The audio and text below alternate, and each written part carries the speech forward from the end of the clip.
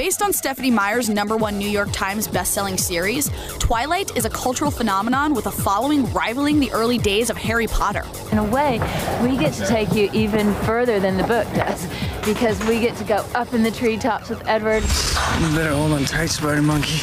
Brought to the big screen by visionary director Catherine Hardwicke, with guidance from Meyer herself, Twilight is best described as a stylishly supernatural modern-day Romeo and Juliet. What's wrong, Edward? She's not one of us. A forbidden love affair between America's oldest teenager, Edward Cullen, a non-human eating vampire, and mortal Bella Swan, an outcast in the immortally immoral world of modern-day high school. They like each other, and it's also such a bizarre situation for him especially. I mean, he's like, what am I doing with this like kid? I'm 108 years old, and I've fallen in love with this girl who sits next to me in biology when I'm pretending to be a 17-year-old. The star-crossed lovers of Twilight learn that the closer they get, the more Edward must struggle to resist the temptations that come from being near a sexy, red-blooded American girl. I'm not scared of you. You really shouldn't have said that. Other problems arise for Edward and Bella when his vampire enemies come to town looking to spill some blood, both warm and cold. Not stronger. I'm strong enough to kill you. I think people are going to like it because our actors are crazy, sexy, beautiful, and really like going deep into the material. Teen angst, vampires, and romance. In other words, love sucks.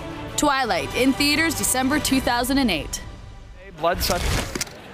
Well, with me are the incredible woman who made Twilight happen. We have Catherine Hardwicke, the director, and Stephenie Meyer, the author. Ladies, well, let's start from the beginning. How did we come up with this story?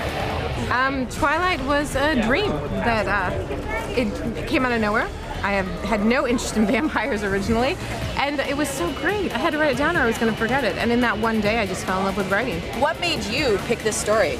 Well, when I read Stephenie's book, I just like got right into Bella and falling in love with like the sexiest, hottest guy and the danger, and I thought I'd love to see this on the screen. I'm here with Rob Pattinson, one of the stars of Twilight. So what do you feel about the fact that this is one of the few books that actually makes vampires the hero? No, he's not really the hero. I mean, he's essentially the hero, and he's kind of doing heroic things, but he initiates the problems he needs to alleviate. What's it like being in love with the hottest guy in the school? Oddly enough, the sadomasochist loves it and will give herself to him, like wants him so desperately to eat her. I'm assuming you've read the book. I've read the book. Nice. How closely does the movie stay with the book? The characters are absolutely true to the book. Well, talk to me about your character, because you definitely have this character who pops in kind of halfway through the story. I mean, I'm assuming he comes up in sequels and things like that. He might transform into this furry thing called a werewolf, possibly. Now you get to play actually one of the evil ones, or the typical, you know, stereotype of the vampire. Yes, like I eat people, as opposed to the Cullens who like eat livestock or something. All right, so if you had the opportunity to be bitten and be immortal, would you do it? Well, yeah, maybe I'd die. I mean, you see what it's like, and then and then come back again.